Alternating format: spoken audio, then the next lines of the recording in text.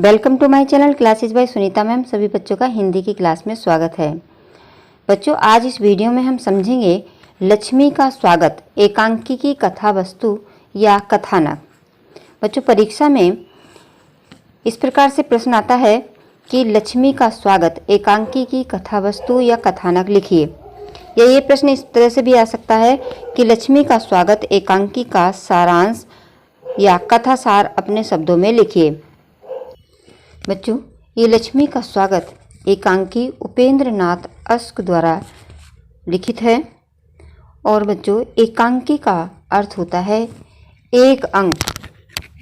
एक अंक के नाटक को एकांकी कहा जाता है और इसमें किसी समस्या या घटना विशेष की प्रस्तुति की जाती है।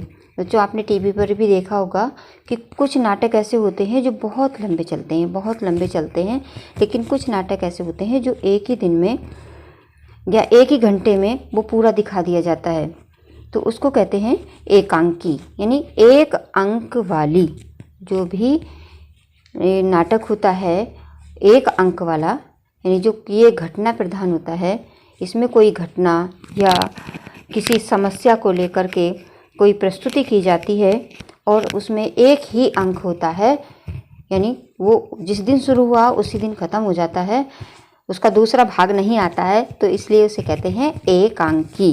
तो बच्चों, ये साधारण से शब्दों में हमने बताया है, आसान शब्दों में, कि एकांकी किसे कहते हैं। यानी अब आपको समझ में आ गया। एकांकी, एक अंक के नाटक को एकांकी कहा जाता है और इसमें किसी समस्या या घटना विशेष की प्रस्तुति की जाती है, उसे ही एकांकी कहते हैं। बच्चों, लक्ष्मी का स्वागत भी एकांकी है। इसमें भी एक घटना का वर्णन है कि जो ये रोशन है, उसका बच्चा बीमार है, उसकी मृत्यु नज़दीक है, बहुत इतना बीमार है कि उसकी मृत्यु भी हो सकती है। ऐसी स्थिति में उसकी जो माता हैं वो रिश्ते की बात करती हैं, क्योंकि जो रिश्ता लेकर आए हैं वो बहुत ही शायद धनवान है और बहुत सारा धन देंगे, दहेज देंगे। तो इसीलिए उन्हें इस समय इस बात की चिंता नहीं होती है कि उनका बच्चा, उनका जो पोता है वो बीमारी से ग्रस्त है और इतना बीमार है कि उसकी मृत्यु भी हो सकती है। उनके घर वालों पर इस बात का कोई ध्यान नहीं होता है, उन्हें बस ये ध्यान है कि कैसे जो दहेज मिलेगा उन लोगों को कैसे खुश किया जाए। तो बच्चों, इसमें एक जो है घटना कह सकते हैं, एक जो है समस्या कह सकते हैं, उसको इसमें दर्शाया गया है। तो ये जो लक्ष्मी का स्वागत है, इसकी जो पूरी कहानी हमने दूसरी वीडियो में समझी है। जिन बच्चों ने उस वीडियो नहीं देखी है, उसका लिंक इसकी जो प्लेलिस्ट है कक्षा 9 की, उसमें दे दिया गया है। बच्चों, वहाँ से आप देख सकते हैं पूरी कहानी को। बच्चों, परीक्षा में आता है लक्ष्मी का स्वागत, एकांकी की कथा वस्तु या कथानक लिखिए। अब कथा वस्तु जो होती है बच्चों, वो उसका सार होता है, सारांश। इसको सारांश भी कह सकते हैं कि सारांश। जैसे आप कोई फिल्म देखने जाते हो तो उसमें जो है कोई आपसे या आप किसी को बताते हो कि हमने वो फिल्म देखी है, तो आप पूरे 3 घंटे की कहानी नहीं बताते हो, तो आप उसमें बताते हो कि जो उसमें सार है, जो उसमें कहानी का मुख्य बातें हैं, वो आप बता देते हो। तो यही जब आपसे पूछा जा रहा है किसी भी जो है एकांकी का या नाटक का या किसी का भी, जब आपसे पूछा जाता है कि उसका सारांश लिखिए या कथा लिखिए या कथा वस्तु लिखिए, तो आप उसका अपने शब्दों में बताते हैं सारांश। तो आज हम इस वीडियो में भी समझेंगे कि जो लक्ष्मी का स्वागत है, जो एकांकी है, जो उपेंद्र नाथ अस्क द्वारा लिखी गई है, वह उसका सारांश क्या है। तो बच्चों, समझ लेते हैं। लक्ष्मी का स्वागत एकांकी उपेंद्र नाथ अस्क द्वारा लिखित सामाजिक विद्रूपताओं पर सटीक चोट करने वाली एक सशक्त रचना है। यह मनुष्य में क्रमशः आती जाती रही कठोरता या अथार्थ चित्र प्रस्तुत करती है। मनुष्य द्वारा मानवीय मूल्यों की निरंतर की जाने वाली उपेक्षा कितनी चिंतनीय है, अपरोक्ष रूप से लेखक ने इस समस्या को प्रतिबिंबित किया है। इसी कथावस्तु का सारांश इस प्रकार है। बच्चों, इस कथावस्तु का सारांश हमने 5 जो हेडिंग है उसके अंदर दिखाया है। तो सबसे पहला जो होता है कि शिक्षित विदुर युवक की मनोदशा। बच्चों, जो विदुर होता है, जिसकी पत्नी मर जाती है, तो उसको विदुर कहते हैं। तो यहाँ पर जो रोशन है उसकी पत्नी मर चुकी है और वो एक पढ़ा लिखा युवक है और इस समय उसकी मनोदशा क्या है। यहीं से एकांकी का प्रारंभ होता है। रोशन एक शिक्षित, सजग, स्नेहशील युवक है। कुछ ही दिन हुए उसकी जीवन संगिनी अर्थात पत्नी ने उससे अंतिम विदा ली है। उसकी पत्नी सरला स्वयं तो परलोकवासी हो गई है, किंतु अपने इकलौते पुत्र अरुण को स्नेह का उत्तरदायित्व अपने पति रोशन पर छोड़ गई है। रोशन पर अपने रोगी पुत्र अरुण की चिंता छाई हुई है, किंतु उसके माता पिता इस छोटे से बालक की पूर्ण उपेक्षा कर रहे हैं। यही नहीं, वे यह भी चाहते हैं कि अपने विदुर बेटे का अति शीघ्र यानी बहुत जल्दी से पुनर्विवाह कर दें एवं उनका पोता इसमें किसी प्रकार का बाधक न बने। रोशन अपने माता पिता को अपनी मन स्थिति समझा नहीं पाता। उसे उनकी बुद्धि पर खेद होता है कि वे बीमार पोते के हाल की ही में गुजरी बहू को बुलाकर उसकी शादी का उपक्रम कर रहे हैं। रोशन खिन्नता व अवसाद की पीड़ा में बुरी तरह टूट जाता है। बच्चों, इसमें जो कहानी का प्रारंभ होता है वो यही है कि इस समय जो रोशन है उसकी मनोदशा बहुत ही बुरी है। वो पीड़ा से टूटा हुआ है और बहुत ही उसके अंदर दुख भरा हुआ है, क्योंकि वह अपने माता पिता के मनोदशा या उनके अंदर की बात समझ रहा है कि मेरे माता पिता मेरी दूसरी शादी दहेज के लिए करवाना चाहते हैं और मेरा जो बच्चा है वो उनके शादी में बाधा न बने, कि हो सकता है लड़की वाले जो है मेरी शादी इसलिए ना करें कि मेरा पहले से ही बच्चा है। तो जो उसके माता पिता हैं वो चाहते हैं कि ये बच्चा भी मृत्यु को प्राप्त हो जाए, मतलब इसकी मृत्यु हो जाए तो पूरा रास्ता साफ हो जाए और उनके बेटे की शादी होने में, और उन्हें इस शादी से बहुत बड़ा धन प्राप्त हो। ये सोच करके जो रोशन है बहुत ही अवसादग्रस्त है, यानी टेंशन में है कि इस समय उसका जो बेटा है अरुण वो मृत्यु की शैया पर है, यानी मरने की दशा में है, और इसके माता पिता जो हैं वो इसकी शादी रचाने में लगे हुए हैं। तो इस समय जो रोशन के मन का हाल है वह वही व्यक्ति समझ सकता है जो इस परिस्थिति से गुजरा हो कि जब किसी के घर में कोई बीमार व्यक्ति होता है और उसे पता हो कि ये हो सकता है कि इसकी मृत्यु भी हो सकती है, तो वो जो क्षण होते हैं वो क्षण वही व्यक्ति महसूस कर सकता है जिस व्यक्ति ने उन क्षणों से वो गुजरा हो। तो जो रोशन है वह भी इस समय उसी क्षणों से गुजर रहा है कि उसका बच्चा जो इतना बीमार है कि डॉक्टर ने भी कह दिया है कि अब कुछ नहीं हो सकता, और ऐसी स्थिति में उसके जो घर वाले हैं वो उसका दूसरा विवाह करने की तैयारी में लगे हुए हैं। तो इसीलिए जो रोशन है इस समय बहुत ही अवसाद से, पीड़ा से बुरी तरह से टूटा हुआ है। दूसरा हेडिंग आता है बच्चों, लोभी तथा हृदयहीन माता पिता के तर्क। यहाँ पर देखिए कि जो माता पिता जो लोभी हैं, दहेज के जो लोभी हैं, उनके क्या तर्क होते हैं। यहाँ पर देखिए कि रोशन के माता पिता अत्यंत लोभी व दिल के बहुत कठोर हैं। वो अपने पोते का दर्द महसूस नहीं कर रहे हैं, अपने बेटे का दर्द भी महसूस नहीं कर रहे हैं, इसलिए उनका जो हृदय है वो बहुत ही कठोर है और धन के बहुत बड़े लोभी हैं।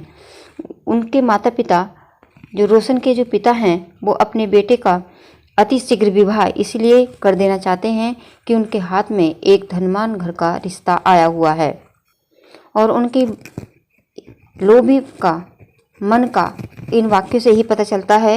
वो कहते हैं कि इनको कैसे मना कर दे, सियालकोट में इनकी बड़ी भारी फर्म है।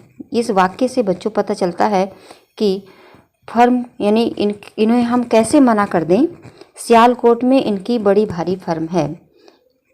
इसका मतलब है कि हम इन्हें नहीं मना कर सकते हैं क्योंकि इनकी बहुत बड़ी फर्म है, यानी ये हमें बहुत अधिक दहेज देंगे, तो हम इन्हें किसी भी हालत में मना नहीं कर सकते हैं। तो इन वाक्यों से पता चलता है कि उनके मन में दहेज के प्रति कितना लोभ भरा हुआ है।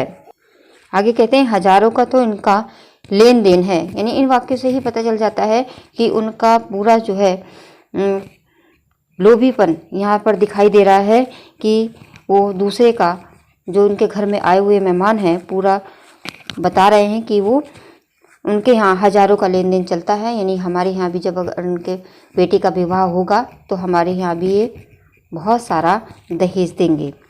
तो इसलिए वो किसी भी तरह से इस रिश्ते को मना नहीं कर सकते हैं। आगे कहते हैं, वे इस बात से पूर्णतः अनजान बने रहते हैं कि उनका पुत्र कितना दुखी है। मतलब उनको इस समय ये भी एहसास नहीं हो रहा है उनके पिता को कि इस समय जो उनका पुत्र है रोशन, उसके मन में कितना दुख है। पत्नी के वियोग और अरुण की बीमारी से वह बुरी तरह त्रस्त है, यानी टूटा हुआ है। रोशन का मन रह रहकर घबराता है। वो कहता है, यह वर्षा, ये आंधी, ये मेरे मन में हौला पैदा कर रहे हैं। मतलब ये जो जब बच्चों क्या होता है कि जब बुरा वक्त होता है तो जो अब क्या कहते हैं कि उसको अपशगुन होने लगते हैं। मतलब जो है किस तरह से, जैसे कि वर्षा हो रही है, आंधी आ रही है, तो ये सब जो है रोशन के मन में ये अपशगुन पैदा कर रहे हैं कि हो सकता है आज बहुत अधिक जो है कुछ बुरा होने वाला है। तो ये कह रहे हैं कि जो आंधी आ रही है, जो वर्षा आ रही है, ये मेरे मन में हौला पैदा कर रही है कि कहीं आज कुछ बुरा ना हो जाए। लगता है कि कुछ अनिष्ट होने को है। प्रकृति का ये भयानक खेल, मौत की ये आवाज़ें और उसके माता पिता को ऐसे समय में सगुन ब्याह और शहनाइयाँ सूझ रही हैं। तो बच्चों इसमें पता चलता है कि जो लोभी तथा हृदयहीन माता पिता के जो तर्क हैं वो इस साफ स्पष्ट दिखाई दे रहे हैं कि उनके मन में कितना दहेज का लोभ भरा हुआ है। उन्हें अपने बेटे का दुख दर्द कुछ भी नहीं दिखाई दे रहा है। बेटा आंधी तूफान से घबराया है कि कहीं ऐसा ना हो कि कुछ अनिष्ट हो जाए, मेरे बच्चे की मृत्यु ना हो जाए। और ऐसे माहौल में उनके खुद के माता पिता अपने सगे पुत्र की पीड़ा को नहीं समझ पा रहे हैं। उनके आंखों पर जो है दहेज की पट्टी बंधी हुई है, धन का काला चश्मा लगा हुआ है, जिससे उन्हें केवल धन ही धन दिखाई दे रहा है। अपने बेटे की पीड़ा उन्हें दिखाई नहीं दे रही है। अगला है बच्चों, मित्र द्वारा सहयोग सांत्वना। जो उनका मित्र है, रोशन का जो मित्र है सुरेंद्र, वो उसका सहयोग देता है और सांत्वना भी देता है। वह अपने दोस्त की, अपने मित्र का जो दुख है वो पूरी तरह से उसको महसूस कर पा रहा है। लेखक ने एक आधुनिक सत्य को भी उद्घाटित किया है कि जहां एक ओर दकियानुसी और स्वार्थी माता पिता अपनी संतान की मनोदशा नहीं समझ पाते, वहीं पराये कहे जाने वाले मित्र अथवा परिचित ऐसे समय में बहुत सहयोगी सिद्ध होते हैं। रोशन अपने मन की व्यथा, अपने मन का दुख अपने माता पिता पर तो प्रकट नहीं कर पाता है, किंतु अपने मित्र सुरेंद्र को पल पल का अपने मन का हाल कह सुनाता है। सुरेंद्र भी उसे पूर्ण सांत्वना देता है, सहारा देता है और सहयोग देते हुए ढांढस भी बंधाता है। यदि रोशन को ऐसे समय में सुरेंद्रनाथ का साथ नहीं मिलता तो हो सकता है कि उसके माता पिता की इतनी बुरी बातें, इतनी लालची भरी बातें उसे विक्षिप्त कर देती, यानी उसे पागल बना सकती थीं।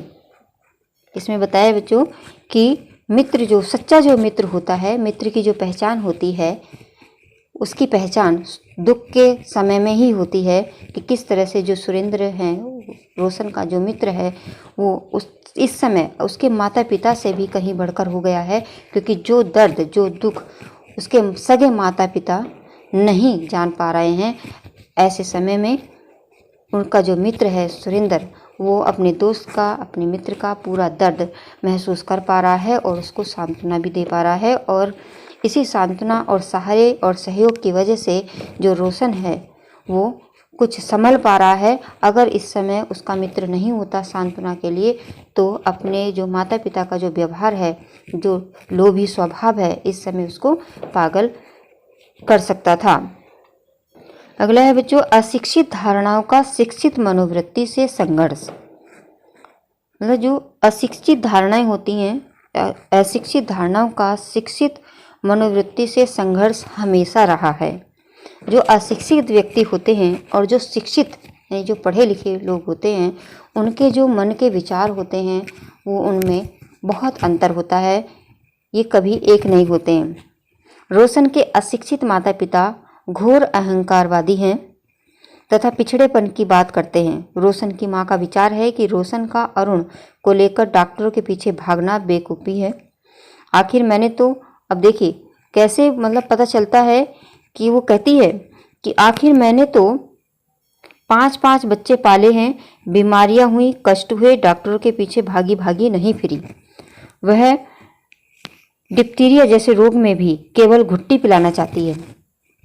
छाती जम गई होगी, वो कहती है छाती जम गई होगी, बस मैं घुट्टी दे देती तो ठीक हो जाता, पर मुझे कोई हाथ लगाने तब न।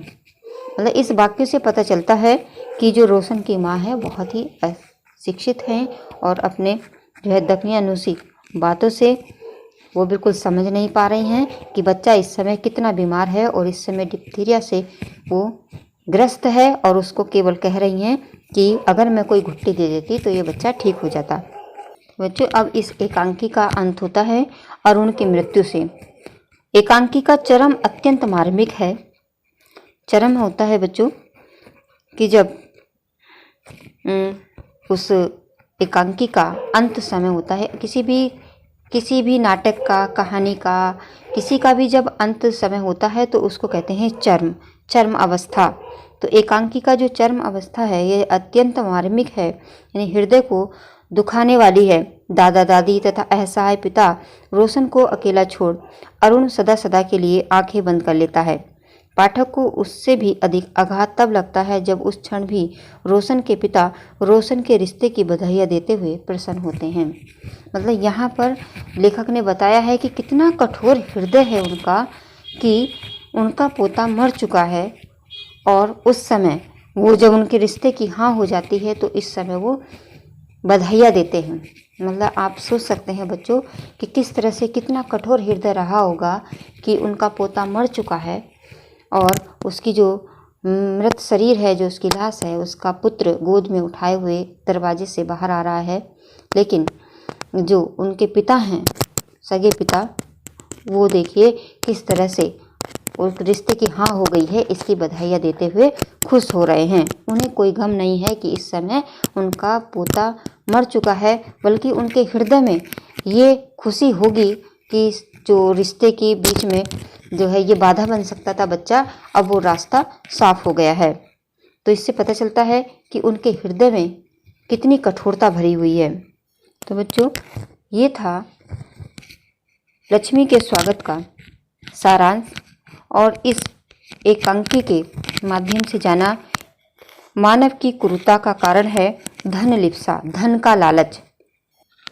आज बढ़ती हुई धन की जो महत्ता है, जो इच्छा है, इस इच्छा ने मनुष्य को इतना गिरा दिया है कि इसका प्रत्यक्ष उदाहरण रोशन के पिता है। रोशन के बार बार मना करने पर भी वे अंत में शगुन ले ही लेते हैं, क्योंकि 1 महीने में उन्होंने अच्छी तरह से पता लगा लिया है कि सियालकोट वालों के यहाँ हजारों का लेन देन होता है। इसलिए वह कहते हैं कि घर आई लक्ष्मी का निरादर नहीं कर सकता। इस एकांकीकार ने इस समय जो यथार्थ है उसका सशक्त चित्रण करते हुए मनुष्य की जो धन की लालच होता है उस पर कठोर व्यंग्य किया है। और रोशन अपने पिता पर भी व्यंग करते हुए अंत में कहता है कि हाँ, आप लक्ष्मी का स्वागत कीजिए, और खट से दरवाज़ा बंद कर लेता है। इस प्रकार बच्चों, ये जो लक्ष्मी का स्वागत है एक 100 उद्देश्य रचना है।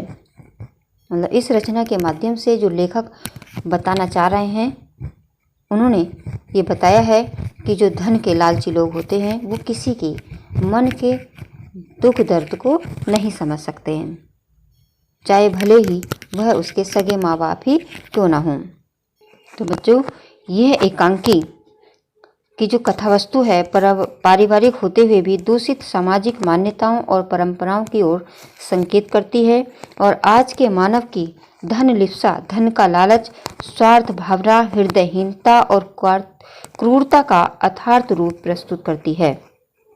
तो बच्चों, आज इस वीडियो में हमने समझा लक्ष्मी का स्वागत एकांकी का कथानक या सारांश। मुझे आशा है कि आप सबको ये सारांश अच्छी तरह से समझ में आ गया होगा। अगर आ गया है तो वीडियो को लाइक करिए, और जिन बच्चों ने सब्सक्राइब नहीं किया है वो चैनल को सब्सक्राइब कर लें, और साथ में जो घंटी है उसको भी प्रेस करें ताकि अगली वीडियो का नोटिफिकेशन सबसे पहले आपके पास पहुंच जाए। धन्यवाद।